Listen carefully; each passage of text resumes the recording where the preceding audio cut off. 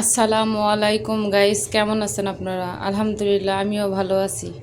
আজকে আপনাদের সঙ্গে একটা রেসিপি শেয়ার করতেছি, সেটা হলো করলা আলু ভাজি। এখানে যা যা উপকরণ দেওয়া আছে সেটা দেখে রান্নাটা শুরু করবেন। রান্নাটা এভাবেই করবেন। আগে আগে করলার আলু তেলে ভেজে নেবেন। তার কিছুক্ষণ পরে হলুদ ও লবণ দিয়ে দিবেন। তারপর কিছুক্ষণ নাড়বেন। নাড়ার পর যখন ভাজা হয়ে যাবে হাফ, তখন দিবে পেঁয়াজ, কাঁচামরিচ, পেঁয়াজ। এইভাবে করলা ভাজিটা করে খাবেন।